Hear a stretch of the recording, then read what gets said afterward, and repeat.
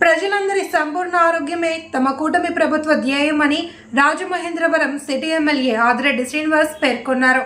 అందరూ ఆరోగ్యంగా ఉంటేనే మానవ వనరులు సద్వినియోగమై సమాజం అన్ని విధాలుగా అభివృద్ధి చెందేందుకు అవకాశం ఉంటుంది అని పేర్కొన్నారు. తిలక్ రోడ్లోని తన కార్యాలయం వద్ద 19 మందికి సుమారు 30 లక్షల సీఎం సహాయ నిధి చెక్కులు లబ్ధిదారులకు అందజేశారు. ఈ సందర్భంగా ఆయన మాట్లాడుతూ తన నియోజకవర్గంలో ఇప్పటివరకు సుమారు 1,10,00,000 విలువైన సీఎంఆర్ఎఫ్ చెక్కులు అందజేసినట్లు తెలిపారు. రాష్ట్ర ప్రజలంతా ఆరోగ్యంగా ఉండాలి అనేది ముఖ్యమంత్రి చంద్రబాబు నాయుడు సంకల్పం అన్నారు.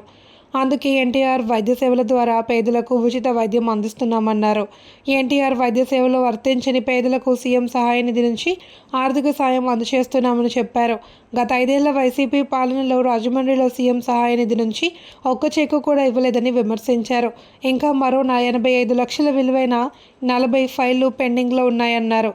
సెట్టిబుల్జ సంక్షేమ అభివృద్ధి కార్పొరేషన్ చైర్మన్ కుడుపూడి సత్యబాబు, నగర టీడీపీ అధ్యక్షులు రెడ్డి మనీశ్వరరావు, మజ్జి రాంబాబు, కొయ్యల రమణ, కంటిపూడి శ్రీనివాస్, కంటిపూడి రాజేంద్ర ప్రసాద్, బొర్రా చిన్ని, మొక్కమాటి సత్యనారాయణ, కేబుల్ మురళి, చొప్పర్ల భద్దర్రావు, చింతపల్లి నాని, దుత్తరపుడు గంగాధర్, విశ్వనాథరాజు, కవులూరి వెంకటరావు తదితరులు పాల్గొన్నారు. ఈరోజు రాజమహేంద్రవరం సిటీ నియోజకవర్గంలో చంద్రబాబు నాయుడు గారి యొక్క ఆశీస్సులతో సహకారంతో సీఎం రిలీఫ్ ఫండ్ చెక్కులు ఇవ్వడం జరిగింది.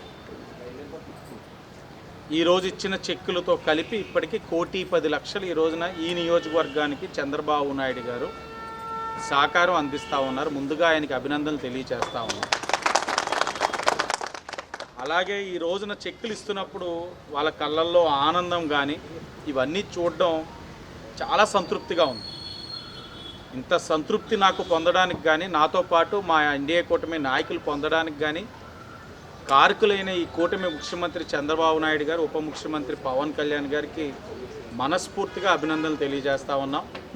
ఆయన ఎన్నికల ముందు చెప్పారు, ప్రతి ఇంటికి పెద్దన్న పాత్ర పోషిస్తానని. పెద్దన్న పాత్ర అంటే ఇదే.